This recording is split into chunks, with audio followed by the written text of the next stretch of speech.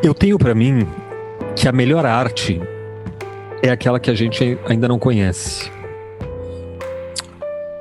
O que é uma certa notícia triste, porque, enfim, a gente não tem certeza se vai conhecê-la antes de morrer.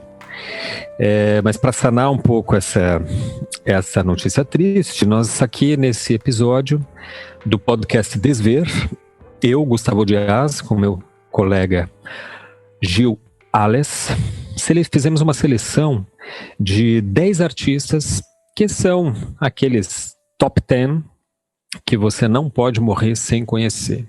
Então, para que não aconteça essa desgraça, nós iremos aqui falar desses 10 artistas, um pouco de cada um deles. Como é um podcast, obviamente não teremos imagens, mas nós deixaremos nas descrições, tanto no YouTube, no Instagram, nos outros canais aí onde o episódio for veiculado, nós deixaremos o link de pesquisa de cada um deles, né? Assim vocês podem acessar. Já fizemos uma vasta pesquisa aqui de qual é o melhor link para você ter acesso ao trabalho de cada um deles. Tá legal? Gil, não são... Desculpa, não são trabalhos assim que... Não são artistas assim totalmente desconhecidos, né? Acho que o recorte aqui são artistas que deveriam ser muito conhecidos, e que por algum motivo não são, né? Ou são conhecidos, mas não são conhecidos por você, ouvinte, que por algum motivo não teve a oportunidade de conhecê-lo, né? Então a gente está aqui dando uma oportunidade. Gil, você começa? Sim. O primeiro que eu vou citar é um artista muito conhecido, mas muito conhecido mesmo, mas não pelo seu trabalho como pintor, desenhista, que é o Victor Hugo, ou Victor Hugo. Victor Hugo, o escritor né, do romantismo, conhecido pelo Les Misérables, que depois virou musical, né, mas que, enfim, mais conhecido pelo musical, esse trabalho, mas, enfim, um livro que fica, assim como sua obra, que ficou na história da literatura como um dos trabalhos da maior importância, né. Mas esse escritor francês, Victor Hugo, é um exímio pintor, um grande pintor, de um trabalho muito diferente, né? Ele viveu ali no século XIX, né? Ele nasceu em 1802, morreu em 1885.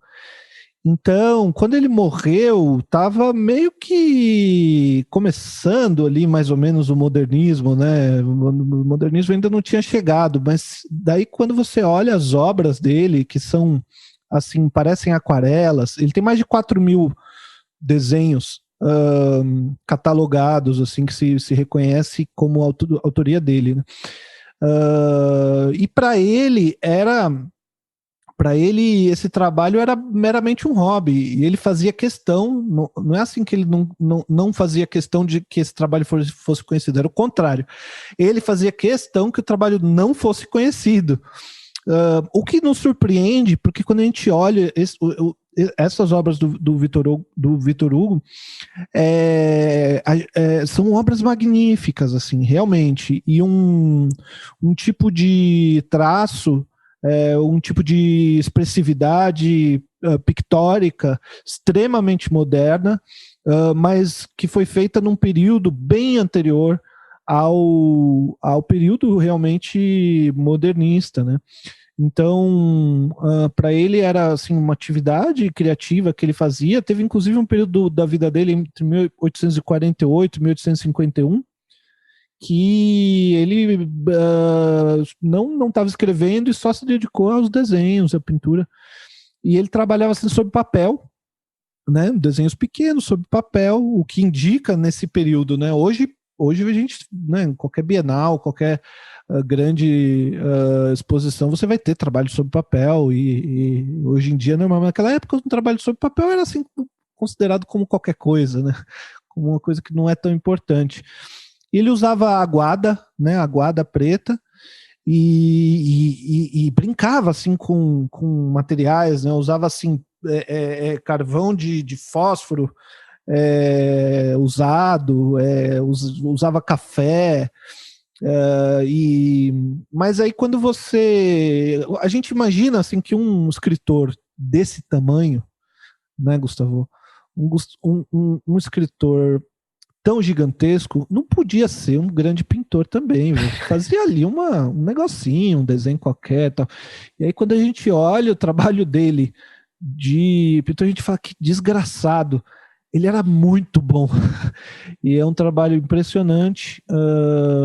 Tem castelos, assim, tem um trabalho que é um mar assim com voluto e enfim, tem um traço muito bonito e ele tinha assim umas coisas estranhas que ele fazia. Às vezes ele pintava com a mão esquerda sem olhar para a página. Parecia que ele estava buscando ali um lugar que era o oposto do lugar do controle, do lugar da consciência do que está fazendo, né? Um lugar da criatividade assim mais aberta, né? E ele tinha uma coisa ali com um espiritismo, né?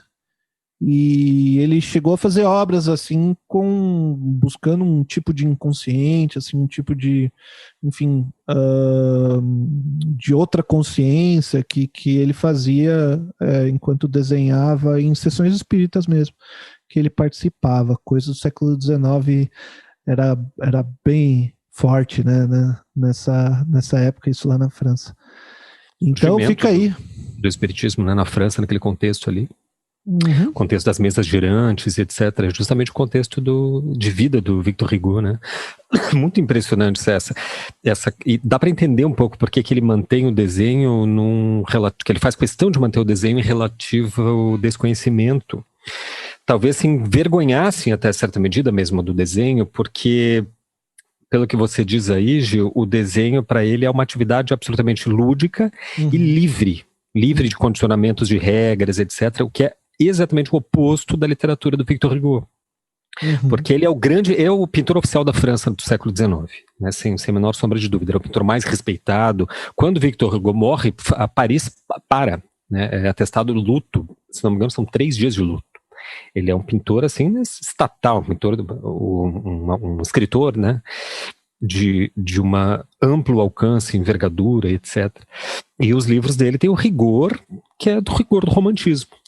Romantismo esse que a gente vê como ele dominava esse espírito de época, esse estilo romântico, porque ele se reflete muito nos desenhos. Os desenhos, assim, são digamos, a ilustração justamente do movimento romântico, né? Tem muita proximidade com os artistas do romantismo, etc., né? O Victor Hugo, ele, como viveu muito, ele pegou já o início do realismo e etc. Ele atravessou o século XX. E isso fez com que seu trabalho fosse, assim, conhecido por muito tempo, né? Ele fosse uma referência absoluta, né? O Balzac, que é pelo menos na minha opinião, o maior escritor do século XIX, se não o maior escritor de toda a modernidade, idolatrava o Victor Hugo, admirava, dizer que o Victor Hugo, ele era o maior escritor de então, né? É muito incrível, né? Esses experimentos que ele faz no desenho, a liberdade que ele se dá no desenho, né? Que ele não se dá na literatura. O desenho não tinha estatuto de obra de arte, né? Bom, um pouquinho mais atrás, eu vou citar o primeiro da minha lista aqui, que é o Georges de Latour. É um pouco no mesmo lugar, é também um francês, mas um pouco mais recuado no tempo. O Latour é um pintor barroco, nasce em 1593, morre em 1652. Portanto, ele pega aquela virada ali, né, do século XVI para o XVII, que é já um finalzinho do barroco e início aí do que viria, né, para frente, tanto nas grandes descobertas científicas que revolucionam a Europa e o mundo conhecido, as navegações, que é o contexto, né, ele nasce em 1593, então é um século de profundas transformações, onde o barroco já está acabando e já está se iniciando aí o rococó, logo mais o neoclassicismo, enfim, outras vertentes na arte também em decorrência dessas transformações do mundo. E o Latour tem uma obra muito bonita e também muito homogênea. Muito curioso isso. Ele ficou assim notabilizado por uma produção de... Ele pintava o fogo. Uhum. É assim o grande pintor do fogo, né? Esse fogo aparece normalmente em velas e, portanto, num contexto de escuridão, né? Aquele típico, aquela ambiência típica do barroco, né? O claro escuro, que caracterizava esse tipo de produção barroca e que também era um indicativo assim, uma ilustração mesmo do espírito da época, né? O barroco, como vocês sabem, foi um movimento de política ideológica da Igreja Católica para reverter a Contra-Reforma. Né? Ele foi a própria Contra-Reforma Católica, essa foi a forma que a Contra-Reforma Católica tomou na Europa, né? Combatendo o então protestantismo que tinha se iniciado, enfim, ao longo do final do XV e ao longo do XVI. Então, o claro-escuro era fundamental que existisse justamente para simbolizar o bem e o mal, para reforçar essa dicotomia de que existia um bem, um paraíso celeste, um lado, né, que é o lado certo, no caso, obviamente, o católico, que é, segundo eles, e o lado errado, que, enfim, era se desvirtuado, eram as ovelhas desgarradas, né, que iam para os protestantismos, né, sejam quais fossem. E o Latour, ele pega esse finalzinho do movimento do barroco e ele ficou conhecido pontualmente na história porque ele suplanta um pouco um pintor que era então pintor da moda, que é o Vermeer. O Vermeer, quando começa assim a envelhecer, o trabalho dele um pouco sai de moda e justamente cede espaço para o Latour. O Latour entra assim como um substituto do Vermeer, né? Ele se torna então pintor da moda na Europa. E, enfim, o trabalho dele tem uma imensa profundidade, porque como ele vai trabalhar esse claro escuro, só que dentro de ambientes exclusivamente domésticos, e essa claridade vai sempre vir de uma vela. Então, ele tem uma questão estética muito clara, dado a homogeneidade do trabalho dele, que é focar precisamente os efeitos de luz que a vela gera, né? Que esse fogo da vela dentro da escuridão de uma casa, de um quarto, de um cômodo geram. Então ele vai colocar essa vela atrás dos personagens, vendo o efeito que eles vão causar, vai colocar, sei lá, muitos personagens acendendo o fogo da vela, o que gera uma transparência na pele, ou seja, ele vai explorar esses efeitos luminosos da vela, né? E então ele faz com que, é muito curioso, porque ele transforma um elemento que era meio imprescindível para a arte daquele momento, que era o que era escuro, num elemento assim de experimentação artística, de experimentação plástica mesmo, né? Por isso, uma beleza extraordinária no trabalho dele, é um trabalho de muita simplicidade nesse sentido, né? Ele é muito modesto em termos composicionais, por exemplo, mas é muito profundo em termos econômico, né? Econômico, exatamente, em termos de síntese plástica, né? E conceitual também. Aconselho muito, a gente deixou ali o link para os trabalhos dele. Trabalho muito bonito mesmo. Lindo, né? Essa coisa da luz no rosto, né? O jeito que a luz da vela, o próprio desenho da vela é bastante impressionante sempre, do fogo, na verdade, saindo da vela. E o jeito como ele ilumina o rosto, né? Me passa uma noção que é bastante bíblica, que é essa de ver Deus na face do próximo, né? Que é enfim, um conceito assim do teológico, que é essa ideia de que esse é o melhor modo de ver Deus, né? No rosto do outro com o qual eu me encontro. Né? Para o Lacan, Deus, quando você fala Deus na psicanálise, no Lacan, Deus você substitui pela palavra outro, com O maiúsculo, o grande outro, né? Então dá para fazer um pouco enfim, estou viajando um pouco, mas dá para fazer de repente essa leitura. É para isso que servem os trabalhos artísticos mesmo, para a gente viajar um pouco, né, e sair desse plano do prosaico, né? Tem uma outra coisa, acho que dá para se falar, da poética do Latour, que é uma frase que eu sempre me vem à mente quando eu vejo os trabalhos do Latour, que é do Faulkner, esse escritor norte-americano, né? Que diz assim, uma vela, ele faz uma comparação com a literatura, né? A literatura é como uma vela na escuridão. Ela não ilumina muita coisa, mas ela nos mostra a dimensão do que não vemos, a dimensão dessa escuridão, né?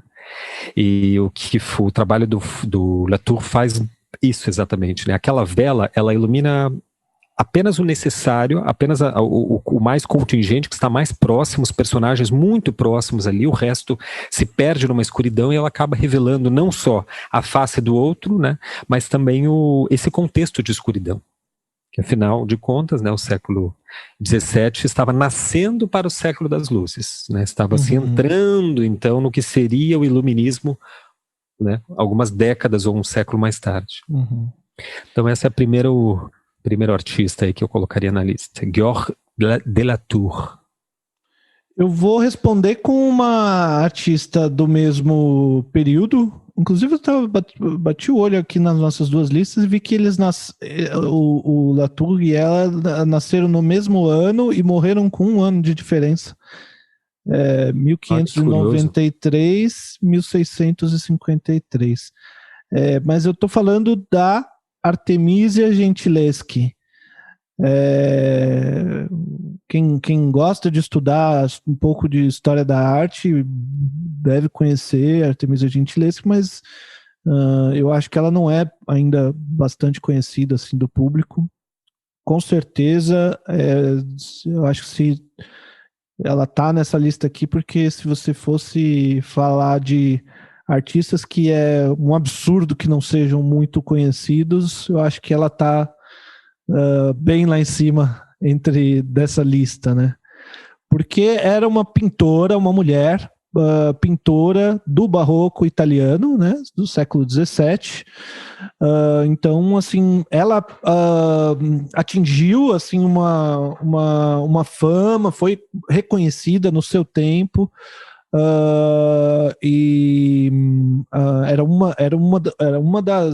Ela é uma das maiores pintoras, falando de pessoas pintoras, né, de qualquer gênero, do barroco, do século XVII, sendo uma mulher. Então, é claro, as mulheres não podiam aprender pintura nessa época. Para você aprender pintura, você tem que aprender a desenhar, você tem que fazer exercícios de desenho de observação com pessoas nuas, e uma mulher naquela época vai desenhar nu onde já se viu, né? Então era completamente impossível, além do fato de, enfim, uma mulher simplesmente ser uma profissional de alguma área também era raro. Ainda mais uma área tão nobre, né, como era a pintura no Barroco, no século XVII, na Itália. Então, no entanto, ela aprendeu com o seu pai. O seu pai era pintor e ela aprendeu o ofício da pintura com o pai. Então, com 15 anos de idade, ela já estava fazendo trabalhos profissionais, comissionados, vendendo obras, fazendo um trabalho de muita qualidade. E tem uma história com a Artemisia que é bastante interessante, que, bem, como eu disse, ela aprendeu com o pai e chegou num ponto em que ela já tinha aprendido tudo que podia aprender com o pai, era muito talentosa, o pai reconheceu esse talento dela e colocou então ela para ser ensinada por um outro artista, era Agostino Tassi, o nome desse outro artista, e ficou trabalhando ali no ateliê desse outro artista e aprendendo com ele, e depois a gente tem documentação de que o pai dela acusou formalmente o Tassi de ter estuprado a filha, né? Então a gente sabe enfim, houve esse estupro, e daí isso aparece na obra dela, né? Tem quadros incríveis, assim, quadros realmente impressionantes, de uma força pictórica muito, muito interessante, que são pinturas bíblicas de mulheres que se vingam de homens que ou que fizeram algum mal para elas ou que abusaram delas, né? Que violentaram elas. Então É maravilhoso, porque é um exemplo de arte como catarse, né? A arte como vingança, né? E arte como vingança é sempre boa. Tem Sempre visceral, né? Sempre Exato. verdadeira. Ainda nessa lista eu tenho um outro exemplo de arte como vingança, mas vou deixar mais para frente. Eu tô vingativo hoje. Mas os três exemplos são Judite e Holofernes, né? Bom, é um tema bastante conhecido, porque tem vários casos na história da arte. Uma mulher arranca a cabeça do cara com a faca e enfim, bem bonito. Bem bonito de ver. Suzana e os Velhos, né? São dois velhos atrás dessa figura feminina que tem ali. É uma cena assim que dá uma certa angústia de ver. E Jael e Cícera são três pinturas aí conhecidas dessa série dela, bíblica. E tem uma pintura assim de um autorretrato que ela faz como alegoria da pintura, que é também um trabalho bastante importante, porque ela faz questão de se retratar, se colocar. Eu sou a pintura, eu sou uma mulher, eu sou pintora, e eu estou aqui como pintora me colocando neste lugar, e ela não pede licença, ela vai lá, faz um trabalho magnífico e obriga todo mundo a reconhecer que ela era uma grande pintora, que teve essa oportunidade de se desenvolver, que foi um privilégio que era raríssimo das mulheres terem nesse período, que é uma pena, porque nós perdemos com certeza outras grandíssimas potenciais pintoras ou grandes pintoras que nós nem conhecemos hoje, como Artemisia Gentileschi. Pode crer. É muito triste que ela tenha conseguido vencer duas coisas tão difíceis, né, de vencer. Um é mulher artista naquele período. Dois é ser aceita pela família, reconhecida, né, pelo próprio pai, que era artista. Mas não conseguiu furar o destino trágico, né, da mulher, né, violentada e etc. Uhum. Aqui em Porto Alegre a gente tem a Cristine Tedesco, que é uma amiga nossa, né, a doutora Cristine, que é assim, doutora em Artemisia Gentileschi, né, ela fez uma tese, escreveu um livro recentemente sobre a Artemisia. Eu tive aula com ela. Ah, é? Tive aula com ela sobre Artemisia Gentileschi. Realmente, por isso que eu trouxe nessa lista, porque quando ela apresentou pra gente, eu fiquei embasbacado assim, com o trabalho da Artemisia e o conhecimento dela também, né, sobre esse trabalho. Que massa. Bom, o meu próximo, agora acho que vamos pular para o presente, né, Gil? Não sei da tua lista, mas a gente vem para a contemporaneidade. Uhum. O artista, meu segundo da minha lista dos top 5 é o Goluccio. O Goluccio é um pintor espanhol, madrilenho, de 1949, portanto ele está vivo ainda, tem 72, é isso? 72 anos, e ele faz parte, ele é assim, um dos representantes disso que na Espanha se chama a Escola Madrilenha, que é uma série de artistas absolutamente fantásticos, acho que a maioria deles viva, e que representam estão dentro do que eu costumo chamar de figuração contemporânea. Todos esses artistas são tecnicamente altamente sofisticados. O Goluccio, curiosamente, acho que é o único dentre eles assim que não teve uma formação em artes visuais, ele é autodidata, mas é um exímio técnico no seu ofício, inclusive dá eventualmente workshops muito disputados, mas ele No entanto, agrega também a essa técnica uma profundidade, né, de alcance poético, psicológico na sua pintura, que é de amplo alcance, né? São pinturas belíssimas, um trabalho fenomenal, com uma densidade conceitual altíssima, e é um cara que está aí, né, circulando entre nós. Recentemente tem um site dele, que a gente vai deixar no link.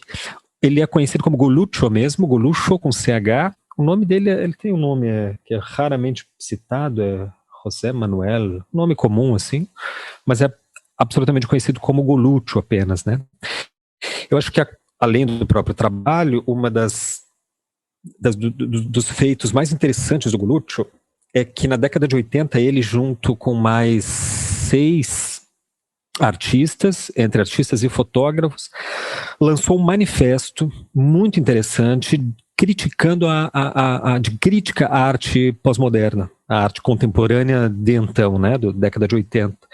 Esse manifesto chama-se La Gallina Ciega, a galinha cega, e foi então, né, o Goluccio foi um dos signatários, onde eles faziam uma leitura ali daquele momento, né, e uma certa defesa da tradição, da figuração, dentro de um contexto que era de desagregação justamente da figuração, que é o contexto pós-moderno, né, que a partir dos anos 80 justamente vai se recrudescer cada vez mais. Bom, a notícia boa é que de alguma forma eles venceram. É um dos poucos manifestos que venceram, porque a figuração contemporânea hoje é um movimento arrebatador. Defendo sempre que a gente hoje vive um grande estilo de época, que é a figuração contemporânea, e que está na ordem do dia da arte contemporânea. Ele é figurativo, ele tem um pé na tradição, mas é absolutamente contemporâneo, implicado na contemporaneidade, nas questões da contemporaneidade, e a gente vê tudo isso no trabalho do Goluccio, né? Em algum momento temos que fazer um episódio só sobre isso, né, Gil? A figuração contemporânea. Sim. Acho que seria interessante. Eu acho que o Goluccio esteve naquela exposição do CCBB, que teve no Instituto Cultural Banco do Brasil. Mas enfim, se não como diria como diria o Dorico Paraguaçu, se não teve, devia ter tido. Se não teve, é porque a Tereza Arruda esqueceu de convidar. Isso, né? O Dorico Paraguaçu citava assim, como diz Shakespeare, não sei o que, alguém vinha, falava no ouvido, falava assim, não, mas o Shakespeare não falou nada disso. Se não disse, devia ter dito. O Vinícius tem uma história ótima Agora eu vou ter que contar a história, porque a história é meio longa, mas o Baden chegou uma noite lá na casa do Vinícius, dizendo que tinha uma música, né, composto e tal, no violão, e queria apresentar para o Vinícius. Daí o Vinícius, claro, entra aí e tal. Recebeu, o Baden-Powell tocou a composição e esperou do Vinícius aí uma opinião, né, porque o Vinícius era o grande tutor de toda essa moçada ali da MPB na época. E o Vinícius desconversou, pegou um copo de uísque, serviu para o Baden, começou a conversar, e lá pelas tantas o Baden, pois é, Vinícius, e a música lá, o que você achou? Aí o Vinícius contornou, puxou mais um uísque, puxou o violão, conversou. Dali de um tempo o Baden começou a ficar incomodado, porque o Vinícius não dava opinião, né? Daí o Baden chegou um momento que botou o Vinícius contra a parede, ele disse, não, Vinícius, seja bem franco, você não gostou da música? Aí o Vinícius, não, sabe o que é? Isso aí é plágio, Baden, você sabe muito bem. Daí o Baden, como plágio? Imagina, eu compus essa... Isso daí é Chopin. Aí o Baden, mas claro que não, Vinícius, você tá bêbado, cara, você tá louco. E aí ficou essa discussão, né, o Vinícius com certeza que era Chopin, que era um plágio que o Baden tinha feito ali, até que eles tiveram a pachorra de acordar a esposa do Vinícius de Moraes, uma das 9, na época eu não sei nem qual foi, mas era uma delas que era musicista também, e te conhecia muito de música clássica, em especial Chopin. Então ele acorda a esposa no meio da madrugada, faz ela ouvir a música, faz o Baden tocar a melodia de novo, ela ouve a música e diz assim, que Chopin nada, Vinícius, não tem nada a ver com Chopin, não é do Vinícius, do Chopin. Daí o Vinícius olha para ele e diz assim, então o Chopin esqueceu de compor essa. Isso aí. Bom, vamos seguir a lista. O meu próximo aqui, antes de chegar, eu vou chegar num trabalho contemporâneo, mas antes disso eu vou voltar, ao mesmo tempo chegar no contemporâneo e voltar para o século XIV, num único trabalho. Então, o artista que eu quero citar é Andrei Rublev. Andrei Rublev é um dos maiores, se não for o maior, pintor medieval russo. Um pintor como único, quase praticamente o único modo de arte que era bem reconhecido no Oriente cristão nesse período era a pintura de ícones, né? Mas o Rublev era é reconhecido até hoje como o grande pintor de ícones, né? Então, um cristão ortodoxo e tinha um trabalho de uma densidade muito grande, um trabalho que envolvia uma espiritualidade, né? O pintor de ícones não era um artista no sentido que a gente conhece hoje, né? Se a gente olhar pelo ponto de vista, por exemplo, de um historiador da arte chamado Hans Belting, o Hans Belting faz uma lógica que, assim, ele diz que a arte, como a gente chama, essa coisa que hoje a gente chama de arte, teve um início, né, ali na Renascença, por volta mais ou menos da Renascença, e onde o artista realmente com esse nome deixou de ser assim um cara parecido com um sapateiro, algo assim, mais um ofício, e virou alguém realmente muito importante, e aquele trabalho que ele faz se distinguiu de qualquer outro tipo de trabalho, e isso a gente chama de arte. E o que se fazia antes disso era outra coisa, que para o Hans Belting a gente não deve muito bem chamar de arte ainda. O que não coloca em demérito, não quer dizer que é um trabalho inferior, inclusive muito pelo contrário, né? Então, o modo de enxergar é só para ter um pouco mais de clareza sobre o que representava, o que significava esses trabalhos nesse período, né? E para um cristão ortodoxo, que é a religião assim, oficial na Rússia, acho que até hoje, o ícone ele não bem representava a divindade, o santo, ou enfim, que estava ali no ícone desenhado, mas ele era assim uma forma realmente como se fosse uma presença mesmo de Deus que está ali no ícone. Então essa imagem era assim da mesma maneira em que um copista que copia a Bíblia deve ter um rigor de não mudar nenhuma letra e fazer uma cópia mais fiel possível, no ícone também o pintor deveria seguir a tradição que, segundo essa tradição, remontava até o primeiro século. Então, quando um pintor de ícone pinta uma imagem de Cristo, ele tem certeza que ele está pintando realmente o Cristo. E quando um cristão que se põe, dessa tradição, que se põe diante de um ícone, ele olha ali e ele vê o Cristo, e ele está diante do Cristo, no sentido de que ele vê aquela imagem o faz se lembrar de Cristo. Então não é assim uma representação como se vê na igreja ocidental, na igreja católica, que o Cristo pode ser loiro, o Cristo pode ser qualquer coisa, de qualquer jeito, do jeito que ele quiser, pode estar pelado, pode estar vestido, pode estar, enfim, pode ser a cara do próprio artista que botou ali no Cristo, de uma pessoa qualquer. Não, ali na tradição ortodoxa tem um modelo. Mas, então, para um artista se destacar numa forma de arte que tem um modelo fixo que o cara tem que seguir, o cara tem que ser bom. Pra gente Tem um cânone que é igual para todos tinham que pintar exatamente igual a todos. Como que alguém se destaca num contexto desse? Exatamente. E a gente ficou. Então, hoje a gente é obrigado a estudar Andrei Rublev, um pintor do século XIV que fazia esse tipo de arte. Então, realmente era um cara excepcional, tinha um trabalho de uma profundidade espiritual muito grande.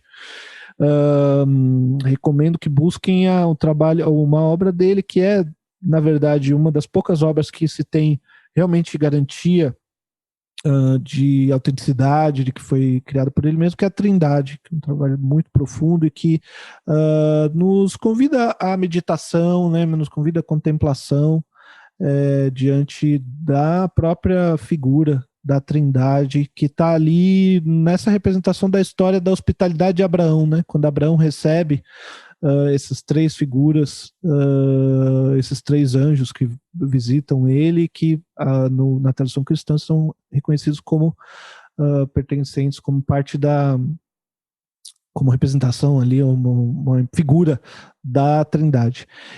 E eu disse que ia falar um pouquinho de arte contemporânea também nesse mesmo artista, porque tem um filme de 1966 sobre o Rublev, que é um filme do diretor de cinema, um cultuado diretor de cinema, o Tarkovsky. E é um filme belíssimo, que mostra o sofrimento, o desespero desse artista, do Rublev, tentando fazer um afresco numa pequena igrejinha, e o quanto que ele sofria um sofrimento assim muito grande para que aquele afresco saísse. E eu acho que é um sentimento que todo artista pode se reconhecer um pouco nele, enquanto em paralelo tem um processo de desenvolvimento, de construção de um sino, e uma pessoa ali começa a explicar como funciona, como que faz para fazer o sino, porque o sino, enfim, um sino grande, sino de igreja, é um processo dificílimo, assim, não é pegar um metal ali, fundir, para ele tocar, você bater nele, ele fazer, é muito preciso, né? E ele jura por Deus, esse cara jura que não é o Rublev, é um outro cara, mas ele jura por Deus que ele consegue, todo mundo duvida, e é caríssimo para juntar todo o metal para fazer um sino, é um projeto imenso que envolve muito dinheiro, envolve muitas pessoas, ele junta toda, e ele vai, enfim, eu vou deixar aí como surpresa para ver se o sino, você descobrir, procure o filme do Tarkovsky, chama Rublev mesmo, o Andrei Rublev, o nome do filme, para você descobrir se o sino no final soa ou não soa. Mas, enfim, um filme assim belíssimo, e o trabalho do Andrei Rublev também é um trabalho para quem gosta de espiritualidade, para quem é cristão ou para quem admira boa arte, é um trabalho que precisa ser conhecido. Pode crer.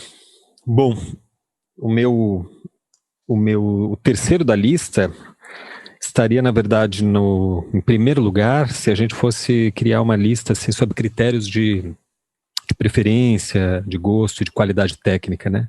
Porque, para mim, esse artista é o maior artista da contemporaneidade. É um italiano, extremamente jovem, desgraçadamente jovem. Ele é de 1977, portanto ele tem 43 anos, é isso? 43 anos, que é o Nicolas Samori. Nicolas Samori. O Nicolas Samori, deixa eu ver como é que eu posso falar dele em resumo. Depois, Gil, vou pedir para você me ajudar também, porque o Gil tem um estudo, né? Escreveu um artigo sobre ele. Ele é um artista que conseguiu fazer a melhor síntese entre a tradição e a contemporaneidade. Sem dúvida, é o artista que melhor domina os recursos da forma Os recursos da forma, estou falando exatamente no sentido forte do termo. Ele domina os recursos da forma, quer dizer que ele faz, plasticamente, ele faz o que ele quiser. Né? O domínio dele é absoluto, inclusive ele é escultor também, esculpe em mármore e é um pintor, né? É mais conhecido como pintura, mas também a parte escultórica dele é da mesma qualidade, assim, o que já é, por si só, já é um evento, né? Ele é tão bom na escultura quanto na plástica, na pintura, quer dizer que é um domínio formal, técnico aí absurdo. O caso é que não fica só nisso, não fica só no domínio técnico. Ele tem também digamos, um domínio do sentido da poética contemporânea, da arte contemporânea, no que ela tem de mais subversivo, de mais potente poeticamente, e consegue aliar isso à tradição, à técnica pictórica que nenhum outro artista consegue, na minha opinião. Né? Eu tenho uma lista aí de centenas de excelentes artistas, dentro disso que eu tenho chamado, né, a figuração contemporânea, que eu mencionei, mas o Nicolas tá assim, é o primeiro da lista, sempre. Muito difícil alguém que chegue assim perto do trabalho dele. É imensamente potente, é um trabalho que assim, é brutal mesmo a influência dele. Eu confesso para vocês que eu sei que eu não consigo interpretar, compreender o trabalho na sua totalidade, ou seja, o Nicolas está num lugar assim que eu ainda não cheguei, né, de compreensão da forma. Eu sei que uma boa parte do trabalho dele eu olho e não enxergo, que ainda não tenho essa capacidade, né, esse meu desver, aí, o nosso método ainda não é tão maduro para conseguir ver a integridade do trabalho do Samori. Mas o que eu vejo dele é muito forte mesmo. Ele no momento o site dele está fora do ar, eu não sei porquê, ele tem um site muito bem organizado, está fora do ar, mas eu botei ali para vocês um link com alguns bons exemplares do trabalho dele, e ele também não tem Instagram, o que ajuda ele a ficar mais desconhecido, né? Mas daí eu aconselho muito que vocês sigam a hashtag Nicolas Samori. É bem assim, Nicolas Samori, hashtag, que daí vocês vão ver ali, né? Assim, enfim, centenas de trabalhos dele que as pessoas fotografam no mundo, que está pela rede, e daí as pessoas marcam ali a tag, a hashtag. O Nicolas Samori, eu diria, talvez exagerando um pouco, mas eu acho que o Samori está para a contemporaneidade como Michelangelo esteve para o Renascimento italiano. Ele é um pintor, assim, altíssimo mesmo, absolutamente excepcional para os padrões que a gente tem de definição hoje do que é um artista, né? O que ele faz, se eu fosse obrigado assim, a colocar em 5 minutos, que é o tempo que a gente tem para apresentar cada artista aqui, eu diria assim, que ele faz uma junção entre a estética do barroco, na verdade não é só do barroco, ele é desde uma estética do gótico até o barroco, que ele domina profundamente, ele consegue fazer uma reprodução de um Giuseppe della Ribeira que não perde em nada para o Giuseppe della Ribeira, né? E ele faz a fusão dessa grande tradição pictórica, que é a gente chama de cucina, né, a cozinha técnica, que justamente, digamos assim, termina ali no século XVIII, XVII, né? Ele pega o que há de melhor nessa cozinha, no seu auge, que é o período entre o gótico e o barroco, e faz e subverte esses temas. São sempre temas cristãos, católicos, né? Justamente porque ele vai se pautar numa figuração que é toda ligada à religião católica, né? Do barroco, etc., e do período bizantino. E só que ele vai fazer com que ela fale hoje. Então, aquelas obras que ele reproduz em parte, elas voltam a dizer, como se ele ressuscitasse mesmo esses artistas. É muito impressionante, não tem condições de descrever esse trabalho, vocês têm que ver, né? E eu aconselharia sumamente a tirar um tempo e procurar Nicolas Samori. Só digita no Google que vai aparecer bastante coisa. Eu acho interessante comentar um pouco a própria técnica que ele usa, né? Tem um trabalho que eu gosto muito que é o Interno Assoluto, que é a ceia do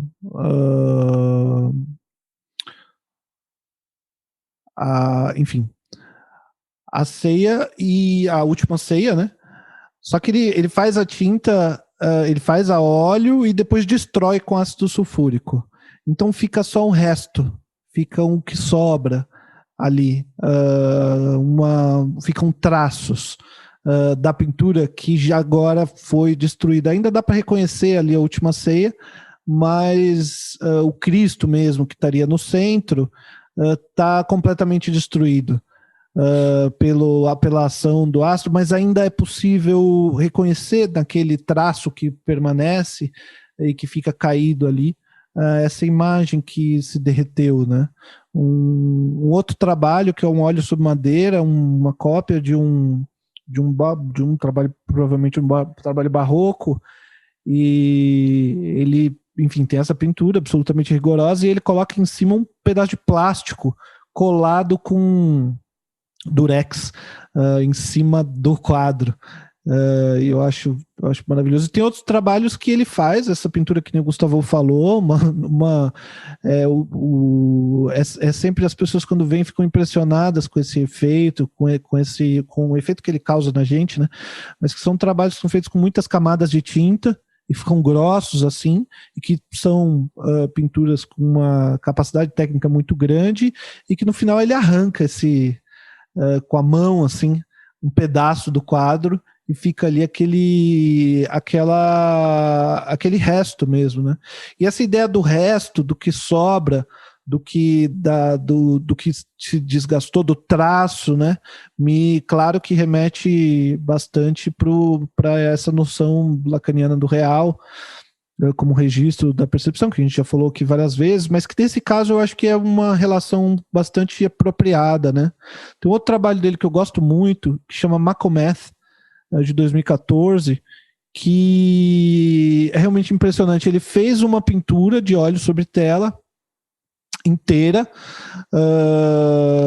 e cobriu, depois de ter terminado toda a pintura, ele cobre a pintura inteira com metal, deixando entrever apenas alguns restos, assim, alguns traços da pintura que ficou atrás ali como vestígios. Você não consegue distinguir, realmente não consegue. Outras pinturas você distingue bem ainda o que está ali atrás, mesmo que esteja um pouco destruído. Essa você não vê nada, ela fica completamente coberta, né? Que lembra aquela história que a gente já, acho que a gente já falou aqui, não me lembro bem, mas do Zeuxis e Parrásio, né? Que o Zeuxis pinta o cacho de uva. Falamos, né? Que o Zeuxis pinta o cacho de uva da Grécia Antiga. O Zeuxis pinta o cacho de uva, os passarinhos bicam as frutas, e o Parrásio, o Zeuxis pede então que o Parrásio abra a cortina do quadro, e percebe que a cortina, na verdade, era o quadro. E onde Zeuxis reconhece a superioridade de Parrásio. E daí mas isso, tô lembrando disso porque é uma forma de também falar assim dessa noção do real, né, como ilusão, o real que não está identificado com a ilusão de realidade, né, mas que algo que se insinua, algo que está encoberto, que está desaparecido, que está evanescente, né, mas que a gente sabe que de alguma forma ainda está lá, né. Então, um crítico de arte, o Hal Foster, falando sobre essa noção do real essa história do Zeuxis e Parrásio, citando Lacan, ele diz que mais significativo aqui é que o animal, o passarinho que foi lá bicar o quadro, é seduzido em relação à superfície, ao passo que o humano é iludido em relação ao que está por detrás do quadro, né? Então, para o Lacan, o que está atrás do quadro é o olhar, né? O objeto, o real, com o qual o pintor, enquanto criador, dialoga. Enfim, Samori, a gente devia ter feito outro episódio só sobre ele, porque Acho a gente vale passa o dia inteiro falando, né? Essas intervenções na própria plástica, nos próprios materiais expressivos, que ele dá voz ao material expressivo. Esses trabalhos que o Gil comentou, todos eles têm esse procedimento que é próprio do Samori, né? Embora em cada trabalho ele tenha seja um novo experimento, mas ele faz teria essa metodologia. Ele pinta, é sempre uma pintura, digamos, no sentido mais tradicional do termo, né? Uma pintura de altíssima qualidade, assim, de absoluto domínio, e intervém na matéria plástica. Né? Seja rasgando a tinta, seja estraçalhando a madeira, seja passando ácido, seja aquecendo para derreter a tinta, e é isso, portanto não é um trabalho representacional, ele faz uma figuração que não é representacional, né? Eu acho que a figuração contemporânea, ela tem essa dimensão, que é uma das dimensões mais profundas dela, e não é à toa que o próprio Nicolas Samori diz que o seu autor predileto é o Didier Berman. Né, que vai justamente comentar essa imagem para além de uma imagem representativa dentro da arte, né? Assim também é que o Samori consegue ter, ao mesmo tempo, ter um espaço garantido, digamos, entre os pintores, entre a tradição, porém fazer uma coisa que é quase impossível para quem desenha e pinta faz arte figurativa, que é entrar nas bienais.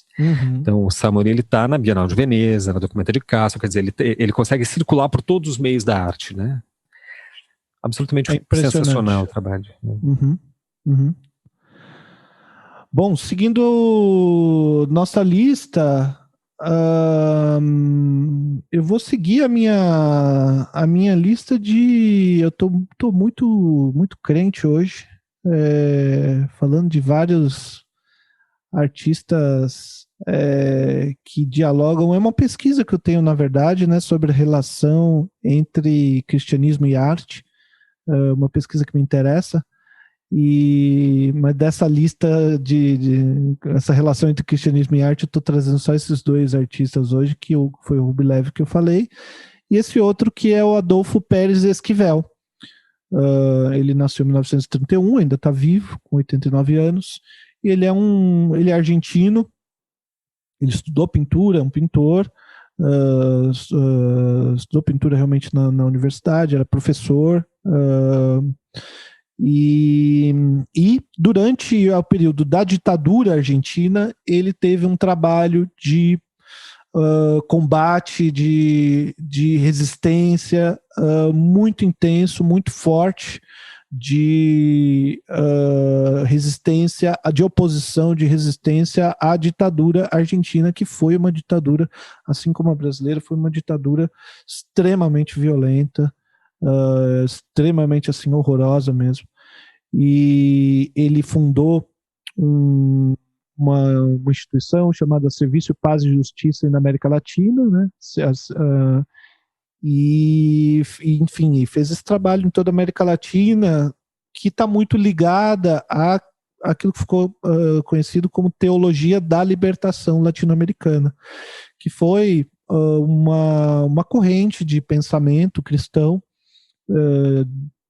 ligado à esquerda, que compreendia o evangelho como o evangelho que dá prioridade, né, que tem uma opção preferencial pelos pobres, né? Então vê Deus como um Deus libertador, como aparece na Bíblia, e esse Deus libertador então está do lado dos oprimidos, estando do lado dos oprimidos, ele está do lado dos pobres, e portanto a igreja deve se dirigir aos pobres, não como um modo de lidar com a sua culpa cristã, mas como um modo de lutar junto com eles pelas pautas deles, sejam quais forem, e pelo fim das estruturas, pela transformação, pelo fim das estruturas injustas que aparecem na sociedade.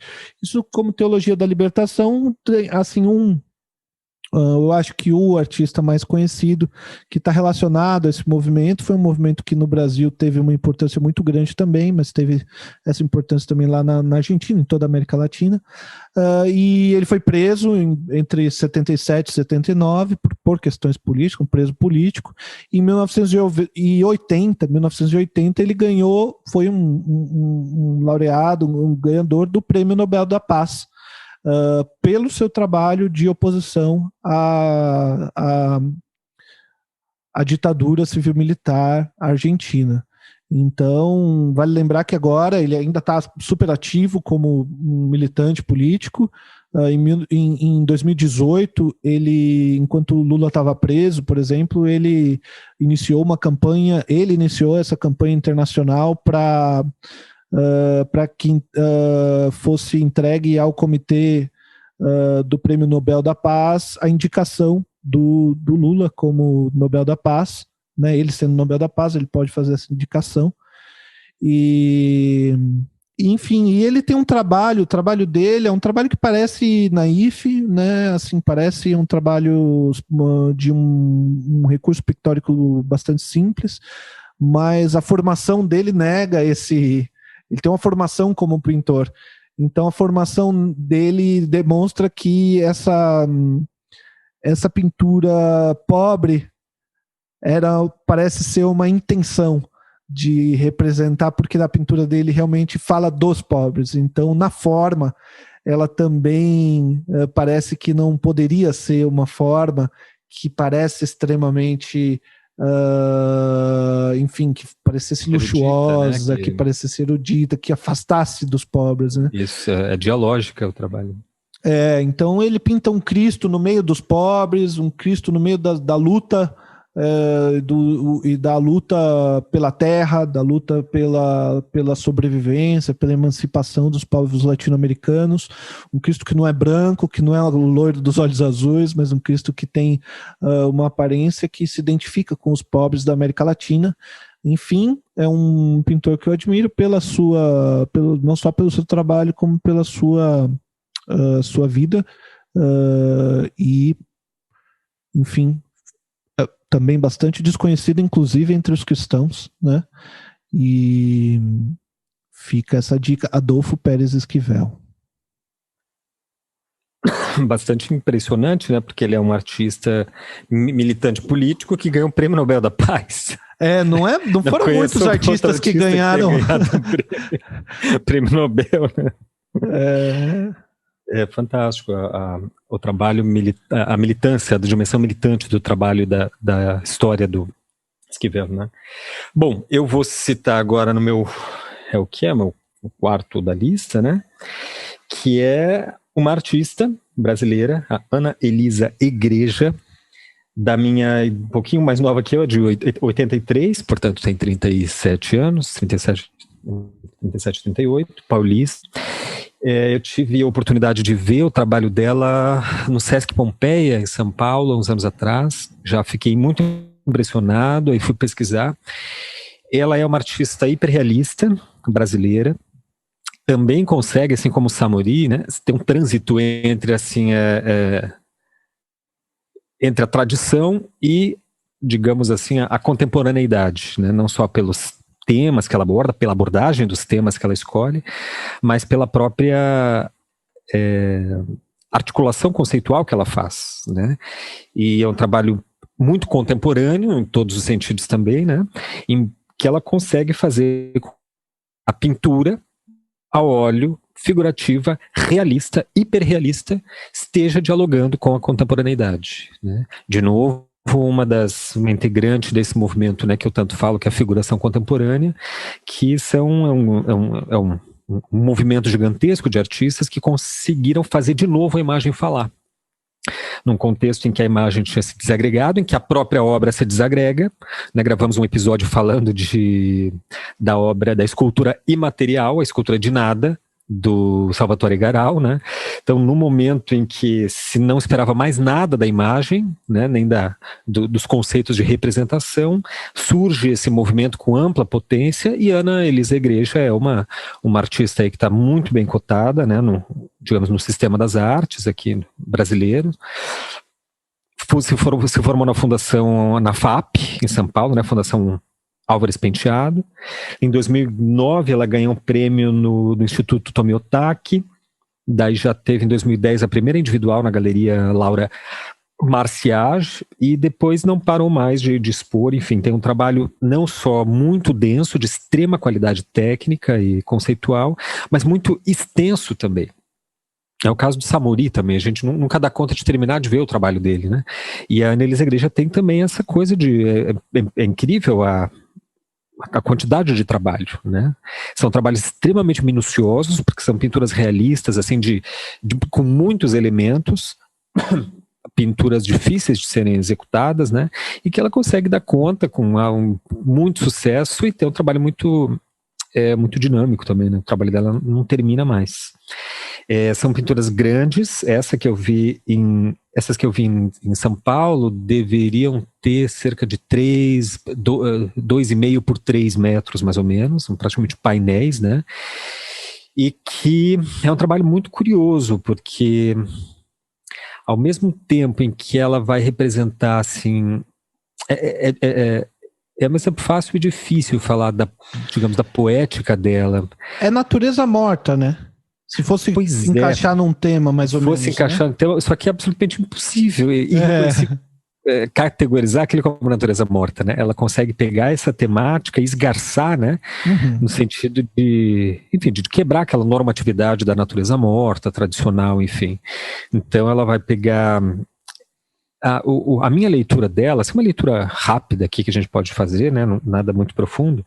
O trabalho dela merece muitos estudos, inclusive, antes que eu esqueça, tem um livro que saiu, uma espécie de um catálogo, né, um primeiro catálogo sobre ela, com o trabalho dela, que eu vou dar a dica de comprar, porque ele está muito barato no Ponto Frio. Sei lá por que diabos essa rede de método de venda, de loja de departamento está vendendo o livro dela, mas enfim. Indico o comprar na Ponto Frio, porque está metade do preço o livro, né, dela. É pela editora Cobogó, se não me engano. O nome é Ana Elisa Igreja, né? Você digita assim que vocês vão encontrar o livro. É um livro catálogo, né, com o trabalho dela.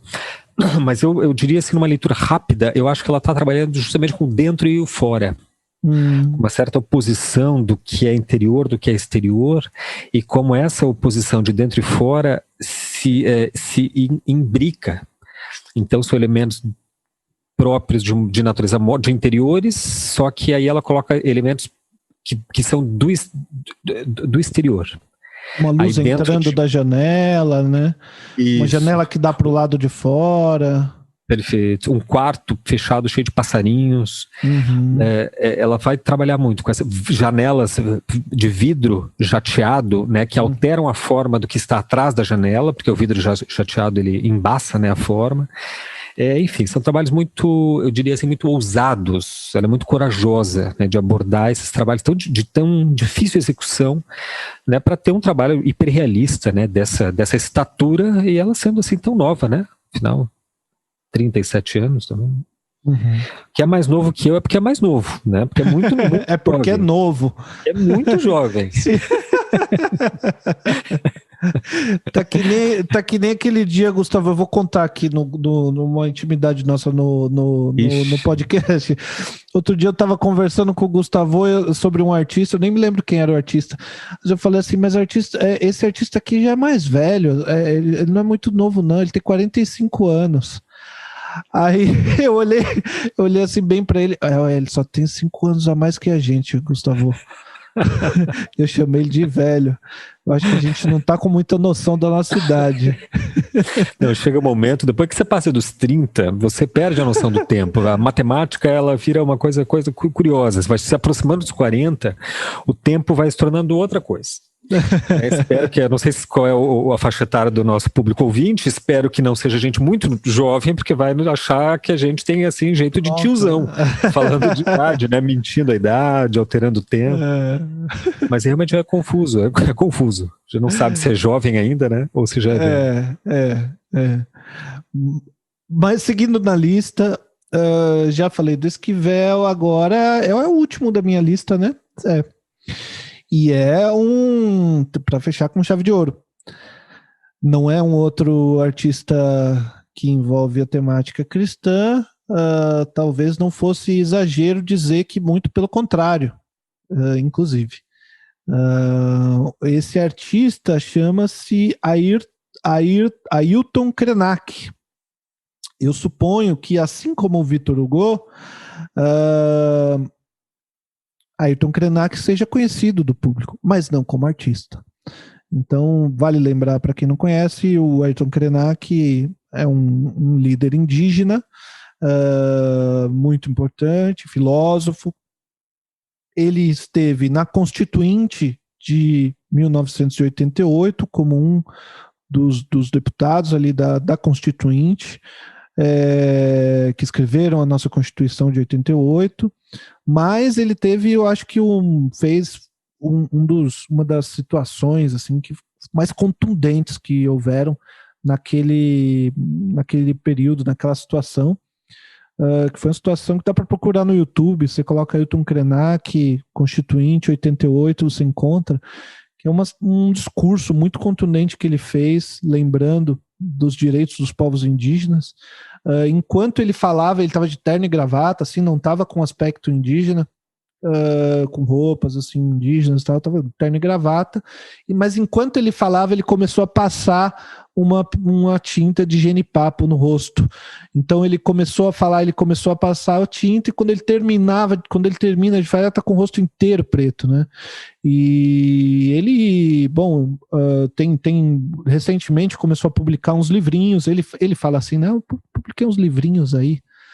É um grande pensador mesmo, que todo mundo tem que ler, né? Ideias para Adiar o Fim do Mundo, o Amanhã Não Está à Venda e A Vida Não é Útil. São 3 livros que são realmente pequenininhos, mas gigantescos, acho que da importância de escutar o que ele tem para dizer.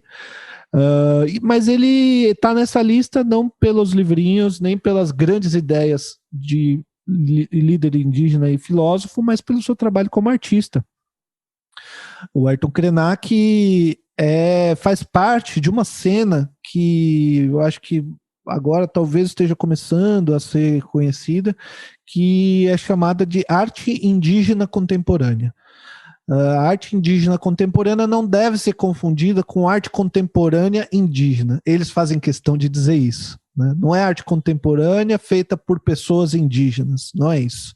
É arte indígena num sentido em que tem uma ligação muito profunda e muito característica de se relacionar com a tradição da arte indígena, com a tradição ancestral, de representação pictórica, de estilização da figuração, uma estilização que tem representações simbólicas de figuras de animais, que se relaciona com uma cosmogonia própria dos ameríndios, e que está relacionada então com essa espiritualidade desses povos que não são um só, e enfim, que são muito variados, né?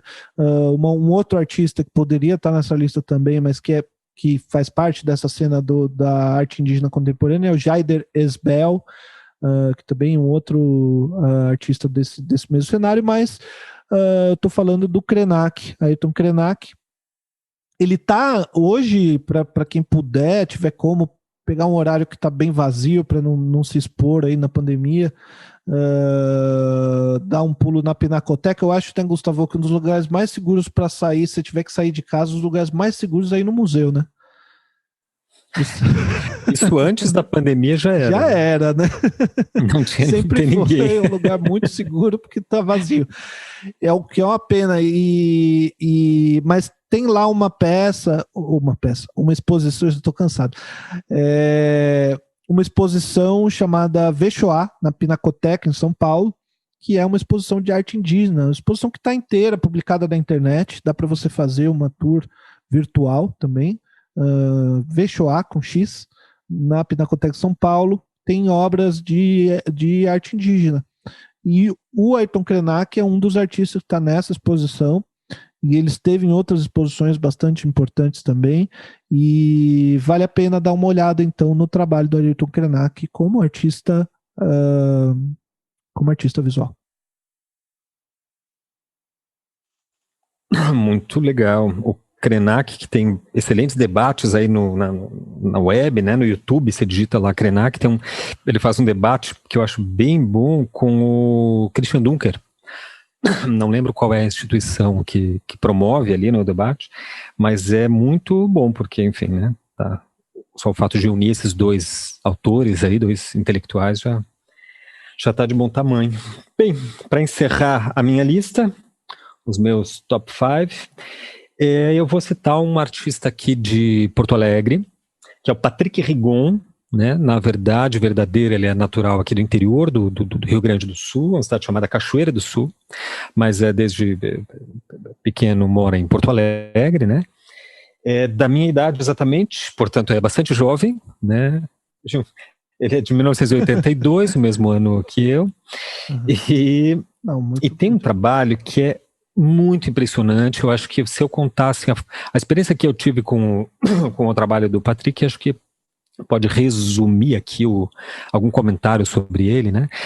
Que é o seguinte, eu andando, Gil, ali na Andradas, isso foi logo no ano que eu cheguei em Porto Alegre, 2015, andando ali pela Andradas, fazendo não sei o que, acho que foi até a Museu do Trabalho. Na volta eu passo por uma galeriazinha que não existe mais ali, que era a Galeria Península, uma galeria de arte contemporânea, e passo pela vitrine, né? E vejo ali um painel imenso, assim, eu digo, nossa, que interessante esse painel, parece uma... Quando eu entrei, era uma exposição do Patrick Rigon. Eu fiquei absolutamente absurdado. Eram somente pinturas grandes, hiperrealistas, assim, de um alcance conceitual especialmente, mas também técnico muito alto.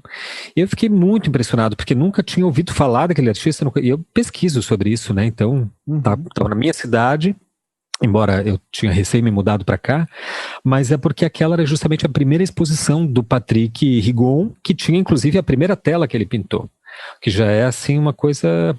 uma demonstração ali de talento mesmo, né? Era uma tela imensa com um crânio colorido, enfim, essa tela a gente acha aí no Instagram e na web. Vanitas, o nome da tela acho que tem umas 2 ou 3 versões, né?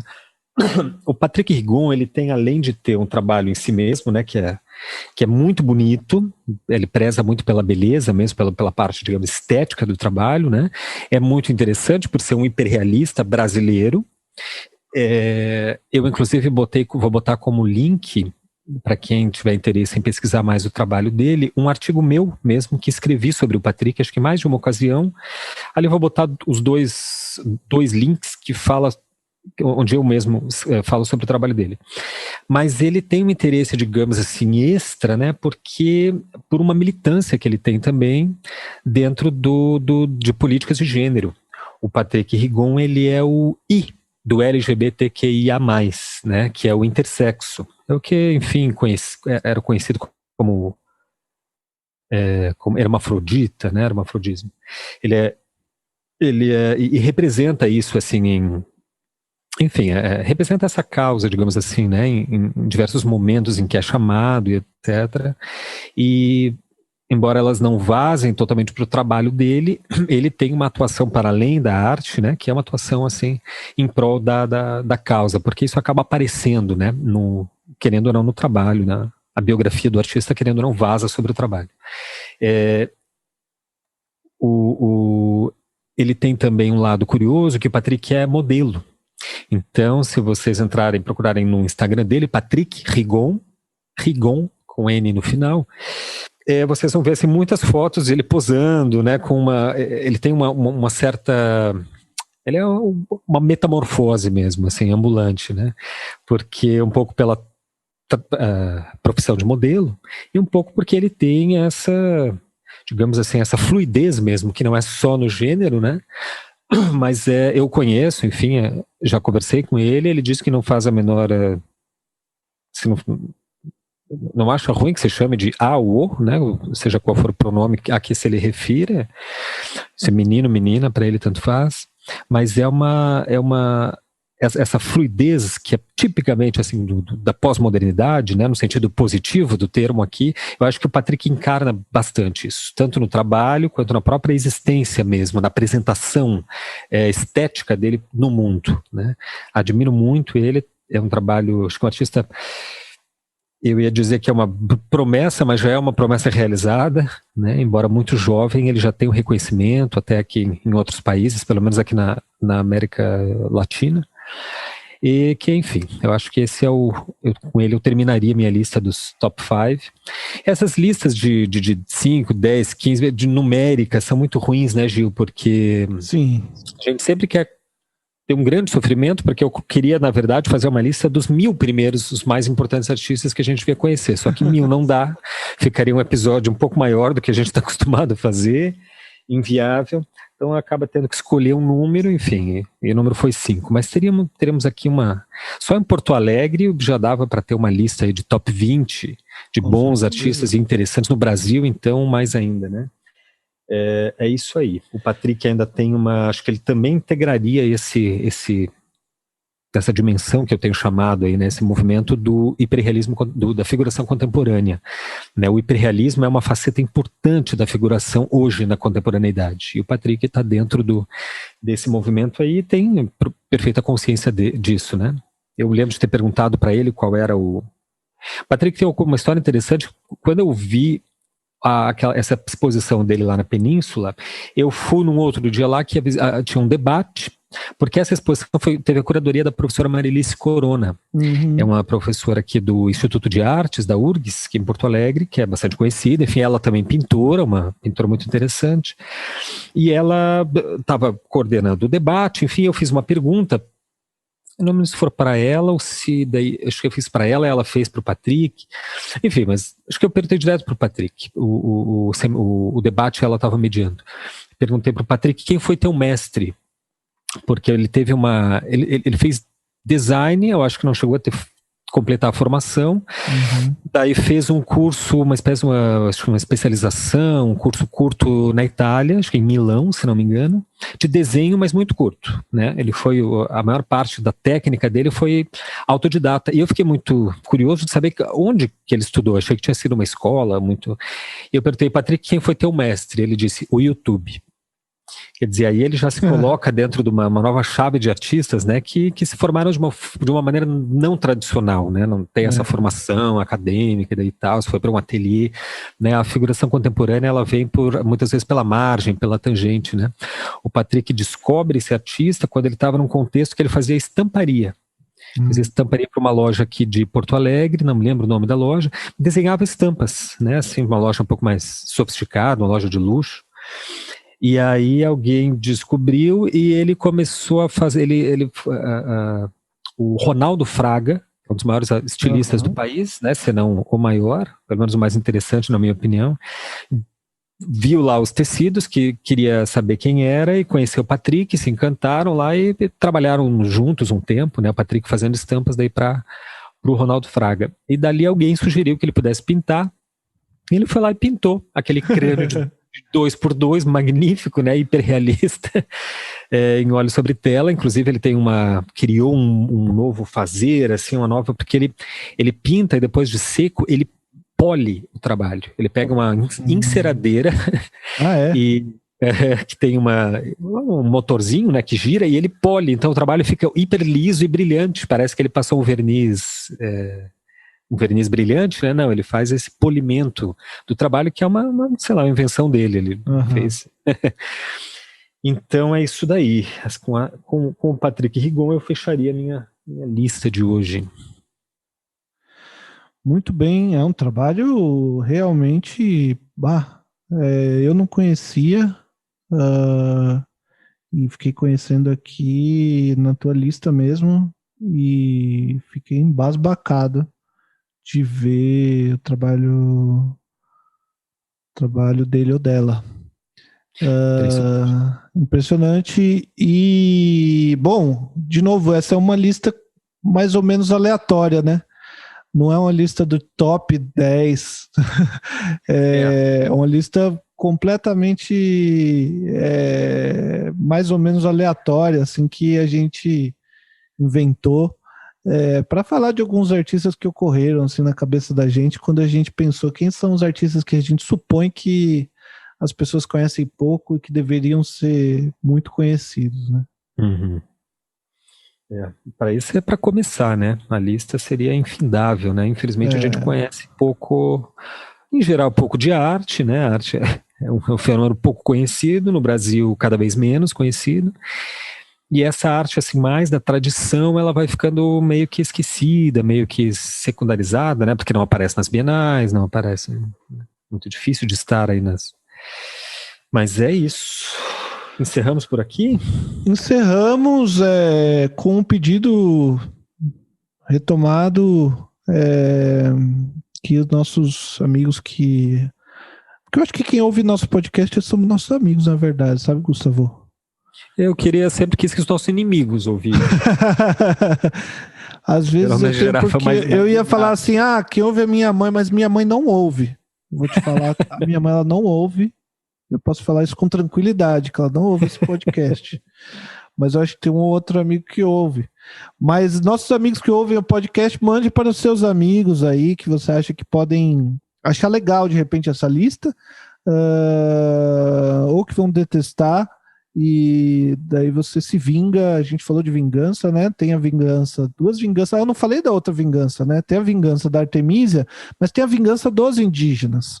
A arte indígena contemporânea é marcada por esse espírito da vingança mesmo. Contra o Jair Delesbel fala isso do trabalho dele. Vingança contra os modernistas que roubaram Macunaíma, que é uma entidade da cultura, da cosmogonia indígena, enfim, do branco que destruiu e tomou as suas terras e fez esse genocídio. Então tem uma verve assim da vingança. Então, aproveitando essa vingança, se você quiser se vingar de um inimigo teu, manda também nosso link aí do nosso podcast. Escreva pra gente, se você quiser se vingar da gente, escreva pra gente no podcastdesver@gmail.com. Escreve assim dizendo: olha, você falou que ia me mostrar artistas que eu não conhecia, e eu já conhecia todos esses, vocês estão me tirando, né? Você pode escrever isso pra gente também, com uma outra tranquilidade. Por favor, mande pra gente também artistas que a gente não conhece. Totalmente. E a gente traz aqui, com certeza teremos outro episódio falando de artistas aí que precisam ser conhecidos imediatamente.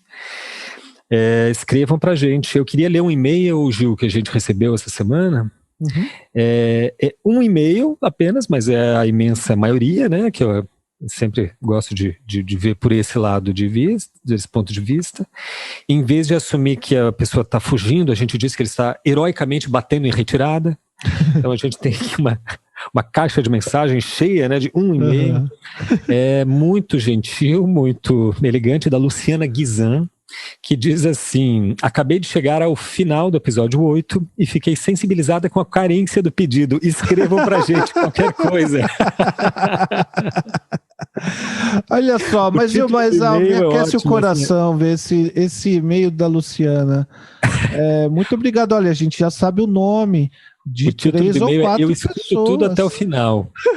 Olha só que coisa, né? Bonito, mas ela fala aqui ainda, né? Sem brincadeira, me deu uma alegria aqui. Escorreu uma lagrimazinha ali. É porque a gente fica falando um pro outro aqui no Zoom, que a gente tá à distância, né? Que a gente não tem como gravar no estúdio, nada disso. A gente fica aqui falando um pro outro no Zoom e a gente não sabe se tem gente escutando do outro lado mesmo. E quando aparece alguém falando assim, eu escutei, como se tivesse, enfim... a gente consegue imaginar que tem uma pessoa do outro lado escutando a gente. Não, a gente guarda esses e-mails no coração, serão históricos, porque a nossa meta é atingir 1 milhão de inscritos no canal, né? Então esses primeiros e-mails, primeiras mensagens ficarão históricas aí. A Luciana Guizan, ela continua dizendo: pois bem, eu sou arquiteta de BH, e estou adorando o podcast de vocês. Fazer e ouvir sobre arte tem sido minha maratona contra o isolamento no isolamento. Por favor, continuem. Um grande abraço. Muitíssimo obrigado. Então, Luciana, continuaremos só porque você pediu. Agora está comprometida a ver todos os episódios e continuar vendo. Compartilhem com os amigos, com os inimigos, com a família. Ouçam e nos escrevam aí dizendo depois o que vocês acharam. Isso aí. Luciana Guizan é minha colega, né? Designer. Eu também sou designer, assim, de profissão. Aquele negócio que a gente faz para ganhar dinheiro, que no meu caso não é arte. e não é o meu caso, nem minha intenção. Mas tem um trabalho bem bonito. Eu olhei aqui o Instagram dela, tem um trabalho bem bonito. Opa, ó, que legal. Como é que é o Instagram? Como é que chega? É guizan.design. Guizan com Z e N, né? Guizan.design. Ah, que legal. Design. Isso aí. Bom, ficamos por aqui. Muito obrigado aí todo mundo que fez igual a Luciana Guizan e ouviu até o final. E mais ainda nos escreveu dizendo que ouviu. Tem que prestar testemunho, viu, gente?